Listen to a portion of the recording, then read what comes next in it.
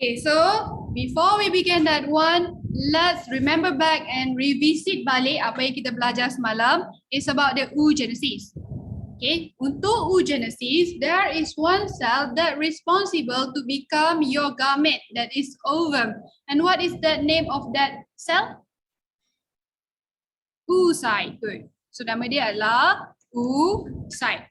So this oocyte, dia akan buat meiosis to become your ovum. However, to become the ovum, maksudnya dia kena undergo meiosis 1 and meiosis 2. So again, oocyte is the one that undergo meiosis 2 as well. So you kena namakan ni sebagai primary oocyte, and then this one will be the secondary oocyte. Sorry madam. Madam tak buka mic ke? Yes. Saya tak buka mic. Thank you sebab bagi tahu. Sorry lah nak tiri kat dalam. Alright, so primary oocyte, secondary oocyte, and then dia akan jadi ovum kan? So this primary oocyte come from which? Okay, come from what cell? They develop from what cell? And you also need to know that the primary oocyte have already been like fixed count dekat dalam each woman. Dan each woman dah fix dah. Kalau lelaki dia akan buat mitosis lagi kan, sebelum dia jadi primary spermatocyte, dia boleh buat mitosis lagi, jadi lagi banyak kan. Dia top up, tapi kita itu je yang ada. Okay, so anyway, which cell kalau lelaki dia boleh buat mitosis lagi, tapi kalau perempuan dia tak boleh buat mitosis lagi. Apa nama sel tersebut yang seolah-olah yang saya suka panggil dia macam kantung lah, the one that oogonium. Okay, so oogonium ni dalam yang saya cakap tu seolah-olah macam kantung, tapi in your term maybe lagi baik cakap stem lah. Okay, it is the stem. Dah tahap matric kan, so dia kena jadi macam tahap tinggi lagi. So you call it as a stem, the origin of everything. Okay, the origin of everything, the Adam of the human. So anyway, oogonium ni pula datangnya daripada, kalau spermatogenesis, you can cakap spermatogonial. Kan? Spermatogonial germ cell. Sebab dia banyak. Tapi untuk yang perempuan punya, dia dah ada fixed count tu, lepas tu tak banyak lagi dah kan? Betul tak? So you can say terus directly dia datang dari primordial germ cell, which ada kat dalam lelaki dan perempuan, namanya sama, primordial germ cell. Agree? Okay, so kita tengok lagi sekali perempuan punya detail sikit. From oogonium to become primary oocyte, this one occur even before birth.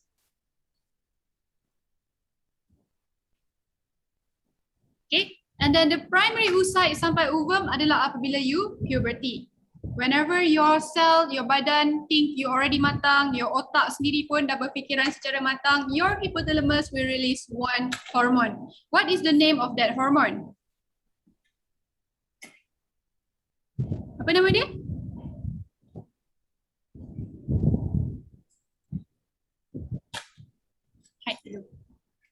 Apa nama hormon tersebut? GnRH, nama penuh dia? Gonad. Okay, so again, dia adalah hormon yang akan merangsang penghasilan gamet tu kan? Penghasilan gamet dekat sel gonad.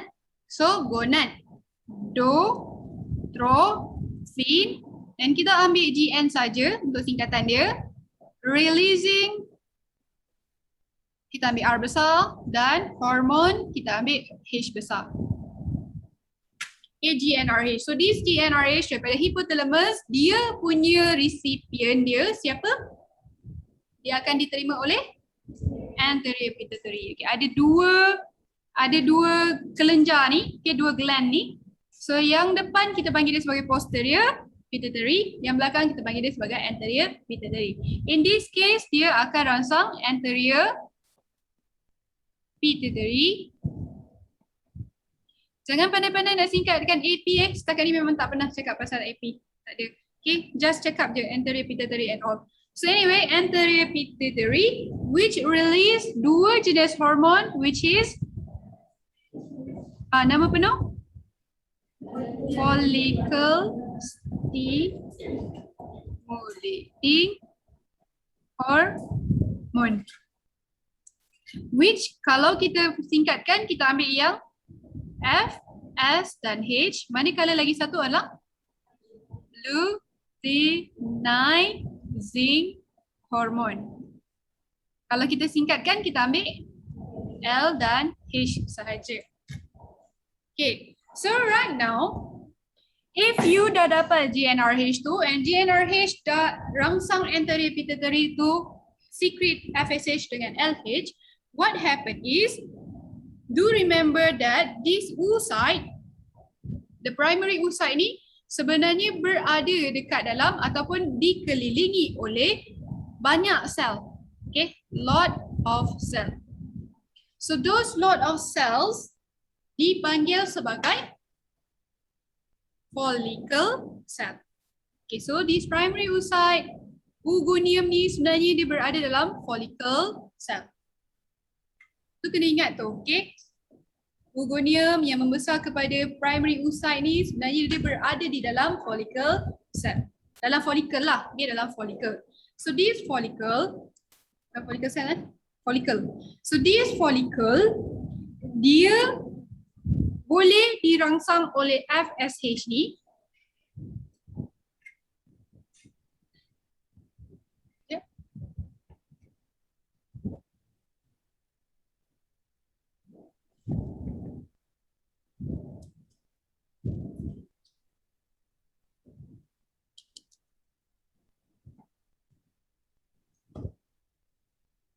I guess dia nak korang bentang kot. Dia cakap saya terlampau gila kuasa. Saya je cakap kan. Dia nak korang bentangkan. Kelas lain bentang kan? Kita tak pernah tahu. Kawan-kawan lain kan semua kena bentang kat kelas kan? Should we do that? Yes, suka kan? Maybe lah. Nanti ada masa kita bentang lah. Setakat ni dengar je dulu saya cakap. Boleh? Betul? Gila kuasa punya teacher.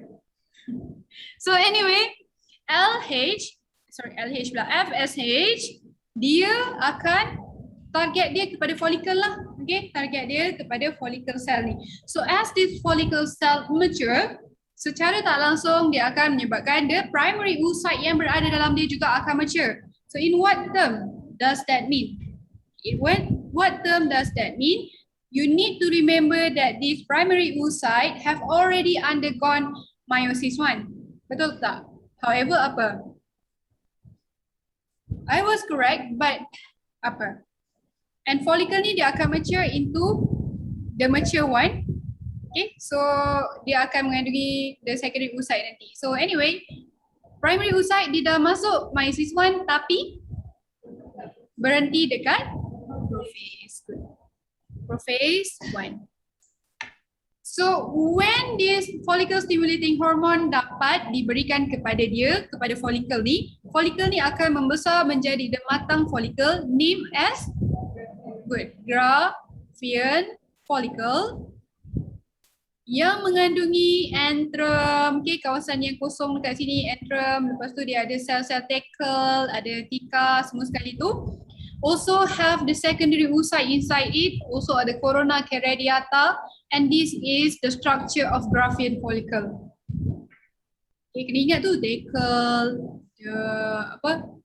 corona radiata especially, zona pleurosidal tu especially kena ingat sebab lepas ni kita nak buat fertilization pula kan. So you need to be able to understand apa yang dia punya function. Right?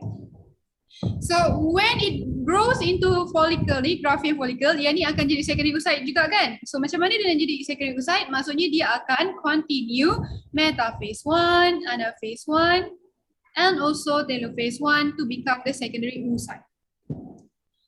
Bukan dapat secondary oocyte saja, dia terbelah dua kan. So dia dapat secondary oocyte and polar body. Good. So the polar body is very small, duduk dekat tepi-tepi je. Right? And then this structure, secondary oocyte will be released. Okay, dia akan dikeluarkan daripada the follicle oleh LH. Okay, so LH, luteinizing hormone ni, dia akan, recipient dia adalah the follicle juga, okay, which is the Graafian follicle. When Graafian follicle receive LH, dia akan rupture in a good way. in a good way. How do I mean good kan? So ini awak punya rahim. Kita ada fallopian tube. Your baby does not develop inside your ovary. Kalau it develop in that, itu dinamakan sebagai kelahiran luar rahim. Itu bahaya sangat tu. So it must be in here so that it could move here and develop in there.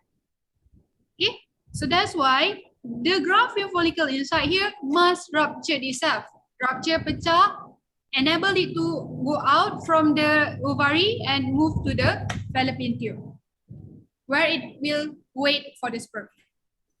Okay, so dekat sini pun, ni nak ulang kaji sekali alang-alang. Okay, dekat sini pun, maksudnya lining of this oviduct mesti terdiri daripada tisu, animal tissue, epithelial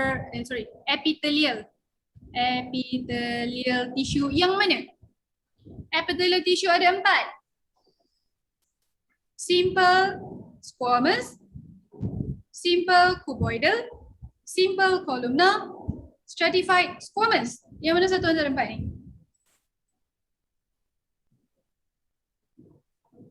Yang ada villi lah kan, baru dia boleh gerakkan kan, gerakkan kan. So yang mana satu antara 4 ni ada villi? Simple columnar. Okay, tak ingat, maksudnya kena ulang kaji lagi tu. Okay, kena baca balik lah, sentiasa baca balik, nanti you akan ingat pop-up. So anyway, just nak ingatkan korang benda tu lah. Anyway, LH ni dia akan rupturekan Graafian follicle and the Graafian follicle will become the corpus luteum. Okay, dia akan bertukar menjadi struktur lain sebab dia dah berubah kan, dan nama dia adalah corpus luteum. That's why nama hormon tu sendiri adalah luteinizing hormone. Okay, so kalau berlaku fertilization, okay, kalau berlaku fertilization, if fertilization occur, barulah kita punya meiosis tu akan carry on to become ovum. So before this, it was halted dekat mana? Sekali usai ini.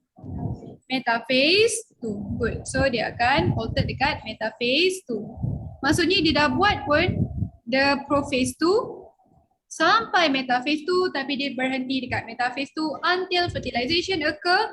Once the head of the sperm masuk je, dia terus undergo the anaphase 2 dan juga telophase 2 to complete meiosis 2 and then dia akan dapat ovum and polar body. Dia pecah dua kan? Okay, tapi dalam masa yang sama polar body pun boleh juga habiskan meiosis 2. So you pun boleh dapat lagi 2 polar body. So you get 3 polar body and the 3 polar body may disintegrate. Okay, boleh? Only one saja yang jadi ovum and become the baby. So ini kita ulang kaji apa yang kita belajar semalam. Banyak tak? Tak banyak kan? Patutnya laju lagi saya kan? Macam yang video saya bagi tu, laju kan? Macam best gila. Dengar. It does not give any ruang untuk tidur at all. Saya suka benda macam tu. Ke saya ni pelik sangat? Pelik. So anyway, before we go to the hormone, so you dah tahu pasal hormon GnRH, you dah tahu pasal FSH, you dah tahu pasal LH. Before this kita buat ya spermatogenesis kan? You pun tahu pasal LH dia pergi pada Leydig cell tu. Lepas tu dia akan hasilkan testosteron. So Leydig cell will do something, Leydig cell pula. Ada daripada hormon ni akan do something to the structure of sac kita tu. Okay, kalau yang tadi tu testis kan, testosteron kan. So ni ovary. So ada something dekat ovary tu yang akan hasilkan hormon untuk perempuan. Siapakah dia? Dia adalah follicle itself. Ingat hafal? Follicle dia boleh secrete estrogen. Follicle dia boleh secrete estrogen. Manakala Graafian follicle estrogen juga. Okay, follicle semua estrogen lah. And then corpus luteum pula dia power tambah sikit. Dia boleh secrete estrogen and progesterone. Okay, so corpus luteum dia power sikit, dia boleh secrete 2. Estrogen and also progesterone.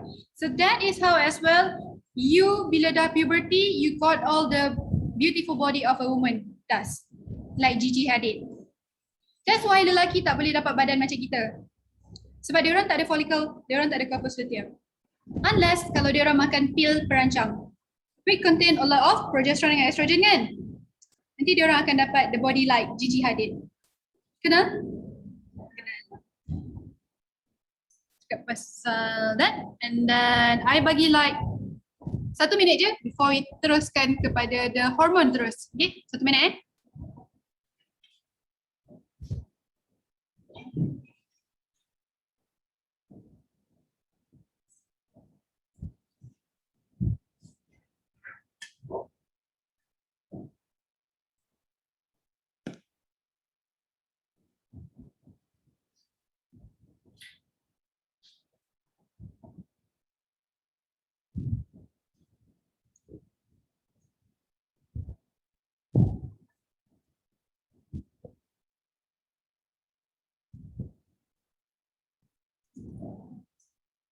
salah.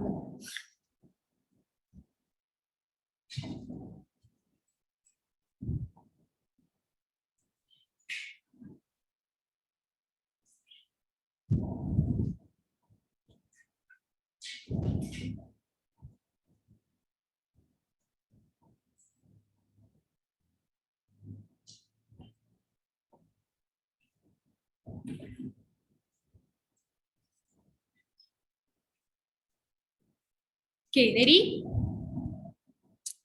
Right, so untuk yang ini kalau awak nak rujuk pada nota, you can rujuk dekat production. Dekat yang ni. Okay, so I'm going to talk about this one. I'm going to try to make it as easy as I can.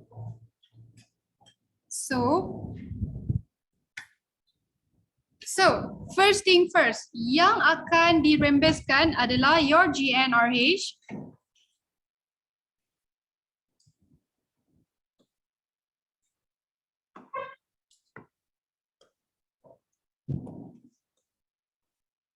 Okay, your GnRH from hypothalamus.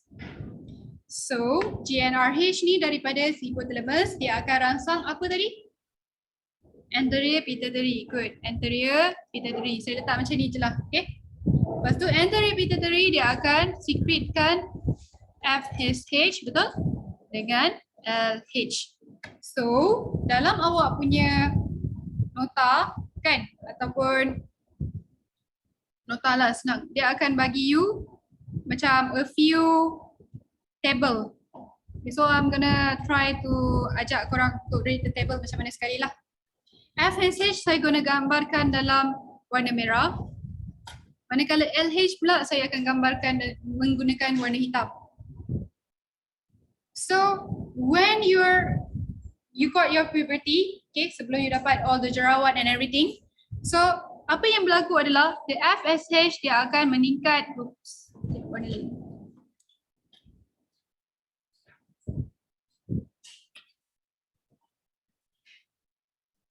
Dia akan meningkat perlahan-lahan. Okay, the level of LH dengan FSH. Kat sini saya nak tunjukkan level of LH dengan FSH sahaja. Okay, yang first point. So dia akan meningkat. Dia tak adalah meningkat sangat macam ni. Dia macam, dia yang paling first lah yang meningkat tu, tinggi. Okay.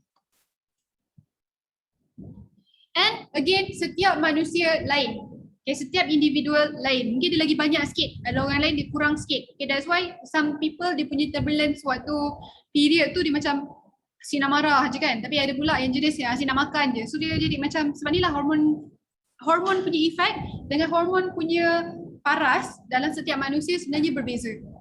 Okay. So anyway, ini adalah macam dia punya mean. Apa yang saintis telah dapati. Okay. So tak banyak sangat macam ni saja FSH tu. Dan awak telah tahu sebelum ni, FSH dia akan merangsang the follicle. Where does that follicle situated? The follicle, where is it lies in? Dia berada kat mana? Dekat dalam ovari kan? So kita kena buat satu tempat, kita namakan dia sebagai ovari. So saya letak ni lah, ni tempat ni ovari. Okay, so in this ovary, there is a follicle. And due to dia dapat FSH ni, so you boleh bayangkan dia makin besar, makin besar, makin besar sampailah dia jadi Graafian follicle. Okay, dia jadi Graafian follicle. Where ada secondary oocyte inside it. So yang gelap ni secondary oocyte lah. Dia ada satu nukleus dekat sini yang dah haploid. Okay. Lepas tu dikelilingi oleh corona radiata, ada antrum, seperti itu. Secara logik, okay, secara logik, kalau folikel makin membesar, kan kita cakap tadi kan, folikel tadi dia rembeskan juga hormon, betul? Hormon apa yang dirembeskan? Estrogen kan? Okay, so saya nak letak kat sini. Estrogen ataupun progesteron, hormon perempuan lah. Daripada ovari. Hormon dari ovari saya letak kat atas ni. Okay. So kalau folikel makin besar, secara logiknya, macam mana dengan kandungan estrogen awak? Makin tinggi atau makin rendah? Makin tinggi, betul? As the time goes by, you punya estrogen saya gambarkan dengan warna biru, progesteron pula warna hijau. Boleh? Okay, so you boleh bayangkan estrogen awak mula-mula sikit, lepas tu makin banyak. Agree? Okay, so dia tak adalah banyak gila sebab FSH dia continue dalam keadaan yang tak berapa banyak sangat. Okay, tak adalah macam zoom banyak gitu. Okay, dia just macam around that level saja. Okay, sikit. So the progesterone pun macam, estrogen pun macam sikit je macam ni. Lebih kurang. Boleh? And then, dalam masa yang sama juga anterior pituitary awak dihasilkan the LH. Betul? So you can understand that LH ada juga, okay, LH juga wujud tapi dalam kuantiti yang sedikit sebab ada dua perkara lagi awak kena hafal. Estrogen punya perangai. Estrogen ni dia macam awak, sekati je. Kalau dia seorang-seorang, dia akan menambahkan LH dengan FSH. Okay, see, estrogen makin banyak, so FSH dengan LH nampak gradually increase. Okay, tapi tak banyak sangat. Dia paras tu je, dia tak boleh lebih daripada estrogen tu. Okay, tapi kalau estrogen ni, dia jumpa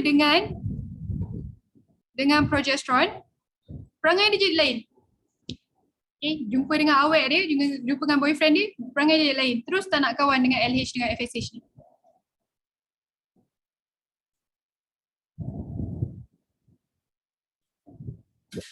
Betul?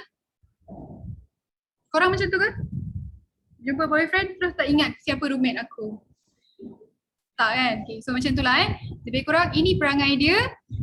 And so when it becomes the Graafian follicle, what do you predict about dia punya concentration of estrogen? Banyak gila ke? Banyak gradually je. Dia punya makin besar kan? Syazwan, kalau dia makin besar, agak-agaknya banyak tak estrogen boleh dihasilkan? Kenapa? I always ask kenapa kan?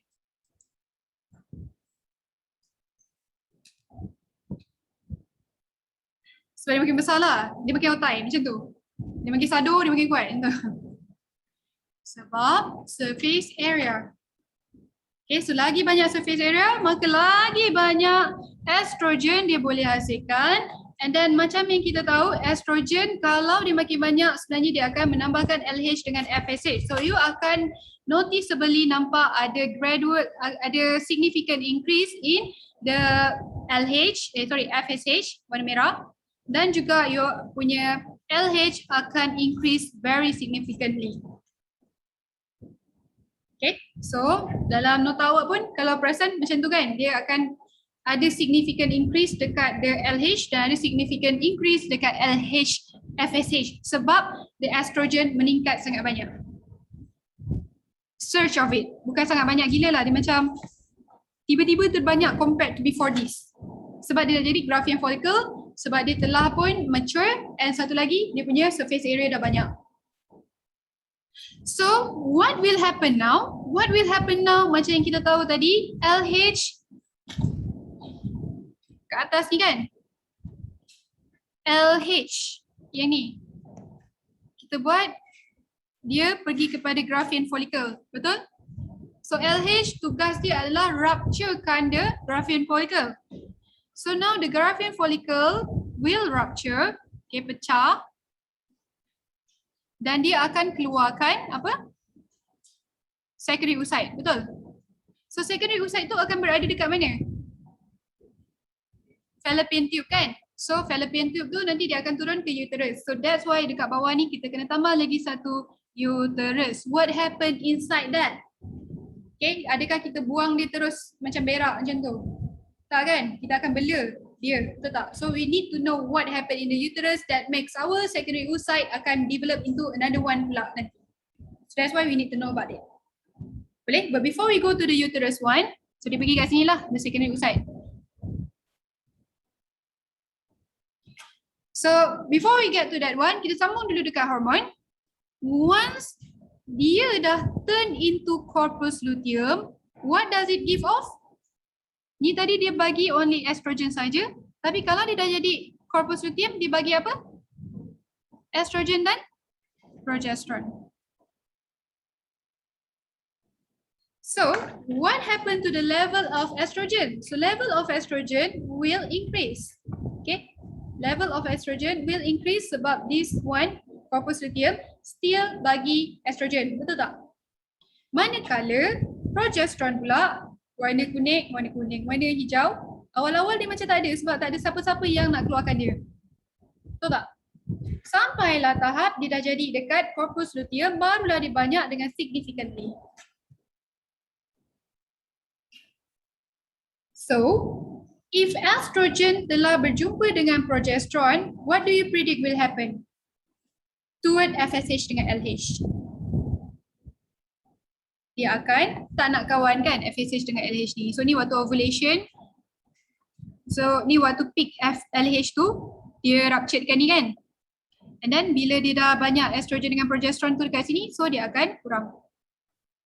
Dia akan drop. Same goes with this FSH, dia akan drop. So what is the significant? Significant of this adalah maka sampai akhir nanti bila kalau berlaku fertilization, tak ada follicle lain yang akan matang. Dan awak tidak akan membazir awak punya secondary oocyte. Simpan. Sampailah the next pregnancy. Okay. Kalau tidak, katalah dia tidak function macam ni kan, dia FSH tetap masih dikeluarkan, maka ketika awak pregnant tu pun ada follicle yang dapat matang dan dapat keluarkan lagi satu secondary oocyte dan awak boleh beranak, awak boleh mengandung lagi seko pula. Lagi seorang dekat tengah-tengah mengandung tu.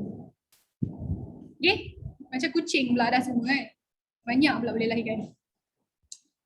Pregnancy is not something yang macam senang tau. Korang melahirkan anak nanti, korang juga dikira sebagai patient. Sebab you guys memang sakit.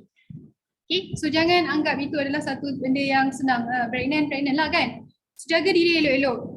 Pastikan you pilih betul-betul lelaki yang betul untuk bear their child. Boleh? Ini pesanan penaja yang macam, ya Allah, tak payah cakap entah apa, cikgu kita orang tahu. Tapi I want to remind you guys always. Mesti korang ingat saya ni tak suka lelaki langsung ke? Mesti saya gay. Tak, saya dah kahwin tu. Okay. So anyway, ini kalau tiada fertilization, which means secondary oocyte tak berjaya jadi ovum, which means dia tak berjaya jadi zygote, this corpus luteum will disintegrate. Dia akan mati. Sebab dia adalah sel, okay? Dan sel ni telah guna, dia ada masa dia kena mati. Okay? Dia kena mati. Kalau dia still ada, nanti kan dia boleh jadi cancer lah, benda-benda yang tak betul lah. Okay? So the corpus luteum akan makin lama makin mengecil, shrinking and then die. So what would you predict to the level of progesterone and estrogen as corpus luteum shrinks? Dia akan drop. Yes. Okay, the level of estrogen dan juga progesterone now drop sebab corpus luteum dah makin mengecil. So when progesterone dengan estrogen drop, There is no inhibitor, kan tadi kan, estrogen dengan progesterone yang inhibit benda ni, betul tak? So sekarang ada tak lagi inhibitor untuk LH dengan FSH? Tak ada. So anterior pituitary can now secrete back the FSH and the cycle begins again as the follicle mature sekali lagi. Senang? Senang kan?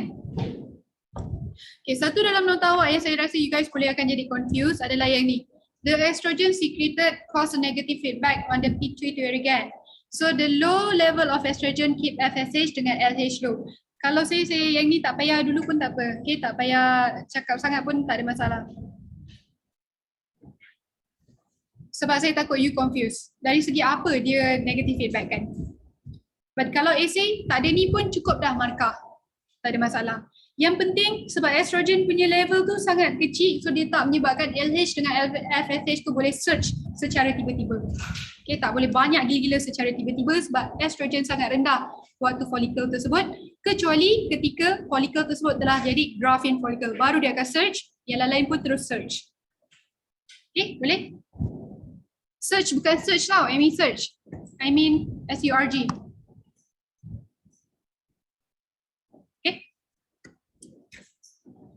Itu je lah yang nota awak saya rasa takut akan confuse kan.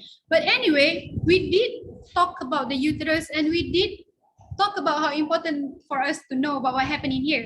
Betul?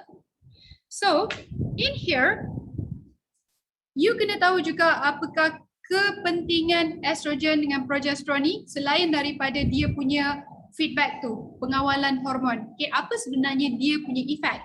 Kalau macam FSH tadi, effect dia adalah terhadap the follicle. Estrogen dengan progesterone ni sebenarnya efek dia siapa? So siapa resipien dia? Estrogen dan juga progesterone ni antaranya adalah the endometrium wall. Okay, kedua-dua ni akan stimulatekan endometrium wall. Okay, so estrogen dia akan what we call it memperbaiki, repair and dia menebalkan lah, okay, menebalkan. Apa ayat dia? I forgot the ayat lah, tengok nota lah.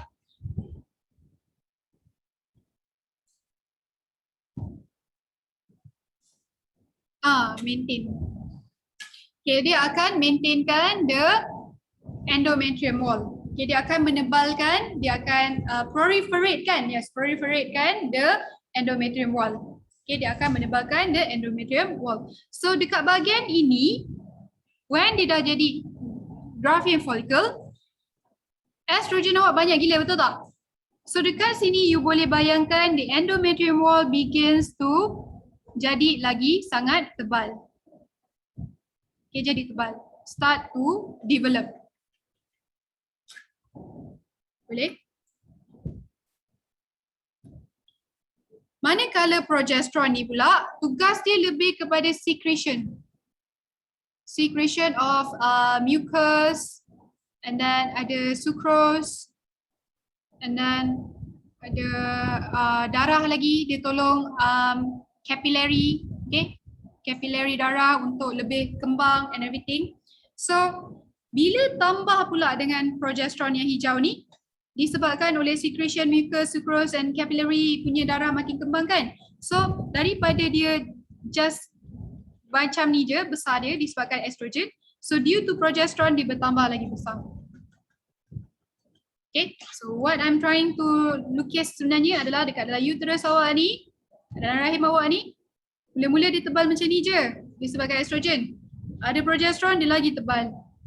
So ada secretion of sucrose and everything. That's why kalaulah secrete oocyte ni berjaya difertilizekan, so bolehlah you punya baby menempel kat sini, you punya zygote belum jadi baby lagi, menempel kat sini, and then the zygote will become embryo, develop by makan this je. Okay, by receiving nutrient from this darah je. Okay, boleh? So, apa beza korang dengan nyamuk macam tu? Tiba. Tak lawak lah teacher. So anyway, ni And then what would you predict will happen once the progesterone dengan estrogen rendah? There's nothing to maintain the endometrium wall lagi kan, betul tak? So, boleh tak dia still duduk dekat dalam awak punya rahim? This wall, tak boleh sebab kalau dia still duduk, dia akan busuk. Busuk, it become toxic. And your rahim adalah something yang memang kena jaga betul-betul. Even lompat-lompat yang tak betul pun dia boleh menyebabkan rahim tu terjatuh tau. Betul ni, tak tipu. Prolapse dinamakan. So boleh terkeluar daripada vagina and tu memang menyakitkan. If that happen, kena tolak balik dan awak kena pakai apa nama dia, lupa lah. Dia ada something lah yang untuk pastikan dia duduk dekat atas dan tak terjatuh. Jaga betul-betul perempuan. Masa muda ni kita rasa okey je kan, angkat berat dan everything, lompat-lompat, tak ikut betul-betul ikut cara ni kan. So ni something yang kalau orang tak bagi tahu mungkin you terlepas pandang kan. So jaga betul-betul benda ni. Beranak banyak kali pun rahim boleh jatuh banyak. Bacalah prolapse tu, apa dia punya simptom. Memang saya pun takut. Ada orang kampung saya yang kena lah. So anyway, kalau tidak berlaku, the corpus luteum akan disintegrate, progesterone dengan estrogen akan rendah. Progesterone dengan estrogen rendah, maka tiada yang akan help to maintain this endometrium wall yang dah tebal. So what will happen? Dia akan ruptured dan dia akan keluar melalui your vagina, and that is what you call as darah haid. Period. So that's why dalam gambar you dibuat macam ni kan, kecil. And then this one being shed off your body. Okay, so to make it easier for you guys, actually dalam this term, dalam this hormonal control ni, kita bagikan kepada 2 cycle. Okay, cycle yang pertama dipanggil sebagai ovarian cycle. Okay, ovarian cycle. So you need to know what to talk about in the ovarian cycle. Cycle yang lagi satu kita panggil dia sebagai uterine cycle. Again, you need to be able to identify the soalan is actually talking about which cycle, ovarian cycle ataupun uterine cycle. Jangan tersilap bab tu. Okay? So untuk ovarian cycle first, since the fasa yang you nampak ni sangat obvious, the first thing is the follicle akan membesar, betul tak? Betul tak? Yang sangat obvious dia punya event. Dia membesar kan? Dia membesar, itu Graafian follicle. So this cycle, you can call it as follicular phase.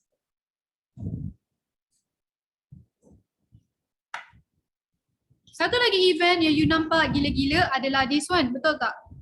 It turns to corpus luteum. So now you call it as the luteal phase. But in between that, like a split second between it, ada satu event yang sangat besar juga that you cannot overlook it. Betul tak? So you call that event as ovulation.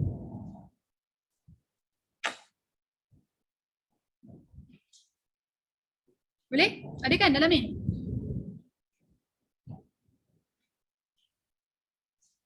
Dia tak bagi tahu pula. Ni ya, ovulation. Okay, boleh? Manakala untuk yang uterine cycle pula, there are three event yang kita nampak, betul? The first yang saya bebel first tadi adalah yang ni. Dia just macam proliferate kan? So kita panggil dia sebagai proliferative phase. Whereby dia repair daripada apa yang telah rosak. Okay, repair daripada apa yang telah rosak. Proliferative bermaksud perbanyakkan. Okay, dia perbanyakkan. And then the other phase ni pula, bila dah ada progesterone, we talk about it being secreting something, betul? That's why it is known as secretory phase. Jangan tersalah anggap, ingatkan secretory phase ni lah adalah fasa period, bukan? Okay, dia secretory phase in terms of what happened to the endometrium wall. Dan fasa yang seterusnya adalah fasa yang first kali in between like 0 to 7 days, It will be the menses atau menstrual. The period lah. So, dekat sini lah awak nampak actually the progesterone and estrogen start to naik rendah, and then the FSH dengan LH nak start to naik balik. So, the transition ni yang boleh menyebabkan emotional turbulence kepada human lah, perempuan. Tu belum lagi mengandung punya kan. Nanti kita akan belajar pula hormon ketika mengandung. That's why ada cikgu-cikgu yang yelah siapa lagi nak mengandung kat sini kan, takkan kawan-kawan. Kan? Cikgu kan ada yang mengandung kadang-kadang dia lagi baik. Ada cikgu-cikgu yang mengandung, dia lagi garang. Serius, saya pun takut. Lagi garang semacam. Ada pula yang sensitif gila. Cakap sikit je dah nangis. Cakap, hai kak, apa khabar? Terus nangis. Baiknya apa? So itulah, perempuan dia susah sikit. Lelaki senang dia, very straightforward kan? Dah. Suka hati je. So saya bagi like 2 minit. Boleh? Lepas tu kita try buat soalan. Boleh? Orang kat dalam ni okey?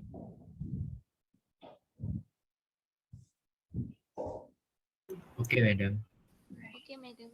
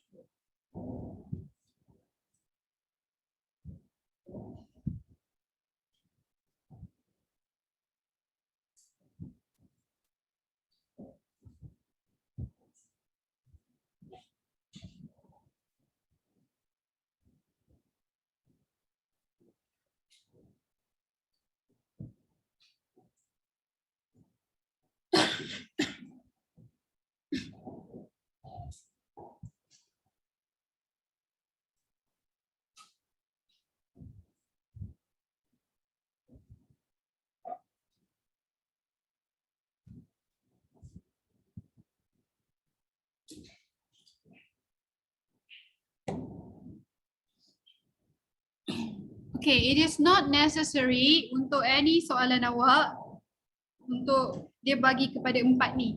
Not necessary. Ada juga yang saya pernah nampak memang dia bagi hormon dekat hormon lah kan. So hormon macam LH, FSH, progesterone, estrogen, semua dekat dalam satu benda yang sama. So you need to be able to identify them lah. Yang mana by looking at yang mana satu naik, yang mana satu turun, dia relationship between them lah. Okay. So let's try this one dulu. What do you think P is? LH. LH. Correct. Okay, LH. Dia satu kali je dia pick. Dia search. Satu kali je. Okay. And then kalau dia search gila-gila. Okay, itu adalah LH. Manakala Q, what do you think that is? FSH, good. Sebab awal-awal dia banyak, lepas tu dia makin banyak sebab estrogen makin banyak kan. Tapi lepas tu dia search satu kali tapi tak sebanyak yang P. Sebab dia memang paras tu je dia ada. Okay, memang antara-pituitary akan letak banyak tu je. Tak pernah lebih daripada LH. Good. What about R? What do you think that is? Apa dia? Estrogen. Good. Manakala yang ni? Okay, progesterone. Who produces progesterone? Corpus luteum. Who produces estrogen? Corpus luteum and follicle. Okay, ada dua benda yang boleh hasilkan estrogen. Corpus luteum dan juga follicle boleh hasilkan the estrogen. So dekat sini estrogen dia dihasilkan oleh corpus luteum, manakala dekat sini estrogen dihasilkan oleh follicle. Okay, right. So let's check the question. Name the two cycles involved in the female reproductive cycle. What are they? Ovarian cycle and uterine cycle. Good. Identify hormone Q and R. So you already identify it tadi. Q would be FSH, R adalah estrogen. Let's check, betul tak? Okay, FSH dengan estrogen. Yes, nama lain dia adalah estradiol,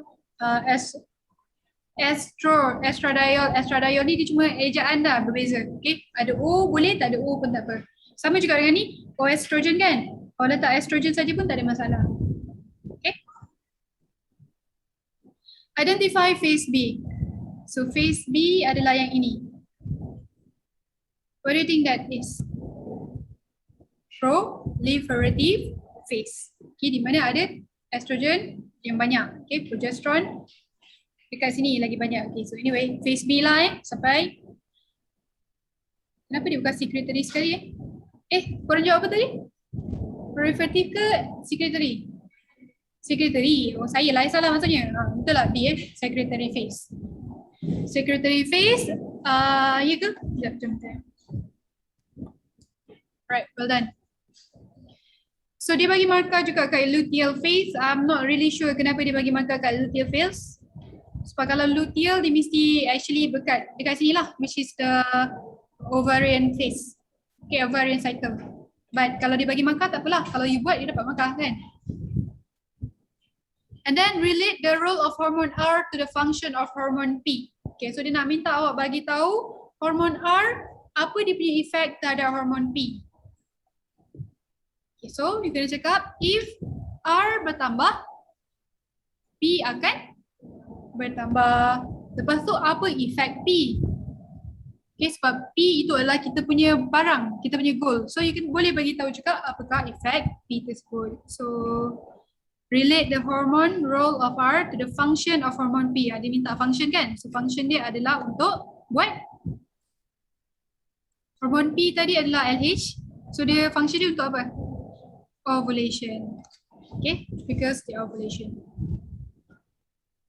So again, the rupture of corpus luteum tu mengeluarkan the secondary oocyte. You boleh simpulkan dengan satu ayat je, which is ovulation. Okay, you boleh simpulkan dengan satu ayat je, which is ovulation. And last kali, briefly explain the function of X if fertilization occur. The function of X adalah ini. X adalah dia ni, corpus luteum. Kalau fertilization occur, yang ni korang belum tahu lagi kot. So kalau fertilization occur, actually kita punya zygote akan berubah menjadi blastula, akan berubah menjadi marula, and you akan hafal benda-benda ni, don't worry about that. Dan dia akan hasilkan satu hormon dinamakan HCG. So this hormone dia akan make corpus luteum survive. Kalau corpus luteum survive, what hormone will still be there? Progesterone dengan estrogen. So what happened to this endometrium wall? It will maintain tebal until that function is being taken by placenta yang bekalkan makanan kepada baby direct. Dan this hormone lah yang kita detect masa awak buat yang urine test untuk check awak mengandung ataupun tak. So lelaki boleh try juga kan, guna air kencing awak ada tak HCG? Kalau ada maksudnya ada cancer lah kat situ. Prostate cancer ke apa-apa. So belilah beli try yang pregnant pula maksudnya ada something else. Okay, so that's all guys. Thank you for tuning in and coming in. Kalau nak present bagi tahu tau. Okay, mana tahu kan? Saya lagi bagus, lagi pandai belajar kalau saya present. Bagi tahu. Kadang-kadang saya tak peka. Okay, take care. Bye. Assalamualaikum. Thank you, madam. Thank you guys. Thank you, madam.